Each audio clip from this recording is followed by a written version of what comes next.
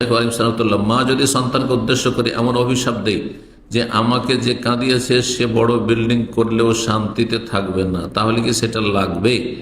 যদি অন্যায় করে থাকে, ছেলে মেয়ে অন্যায় করেছে, জুলুম করেছে বাপ মায়ের ওপর, আর বদদোয়া পেয়েছে, তাহলে লেগে যেতে পারে, লাগবে হয়তো। কিন্তু যদি মাই সীমা লঙ্ঘন করে, ছেলে কোনো দোষ করেনি, মেয়ে কোনো দোষ করেনি, এমনিতে বদদোয়া অভিশাপ দিচ্ছে, তাহলে চামারের দোয়ায় গরু মরে না। আমাদের দেশীয় ভাষা এটি, চামার মরা গরু তার চামড়াটা ফ্রি পেয়ে যায়। তো দেশের প্রবাদ হচ্ছে যে চামার সবসময় দোয়া করতে থাকে যে গরু মরলে তো আমার একটা ইনকাম সোর্স বেরিয়ে আসবে। তো চামার দোয়াতে গরু মরলে তখন গরুই থাকতো না, ফ্রি চামড়া পেয়ে যেত। এইখান থেকে এসেছে প্রবাদটি। তো যাই হোক, প্রবাদটি এখানে বললাম এই জন্য যে যেই ব্যক্তি সীমা লঙ্ঘন করে বদদোয়া দিবে সে হচ্ছে চামার চরিত্রের, ভালো মানুষ না। কেন আপনি সীমা লঙ্ঘন করবেন, অন্যায়ভাবে দোয়া দেবেন?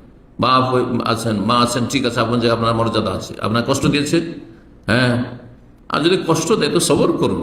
আপনি আজকে বদদোয়া দিলেন, আর কালকে যখন আপনার ছেলে মেয়ে ক্ষতিগ্রস্ত হলো তখন আপনি তো কান্না করবেন, আপনি তো ভেঙে পড়বেন, তো নিজেরই ক্ষতি করছেন আপনি। জি, নিজের প্রিয়জনকে আপনি ধ্বংস করছেন, সর্বনাশ করছেন, এমনটা করবেন না।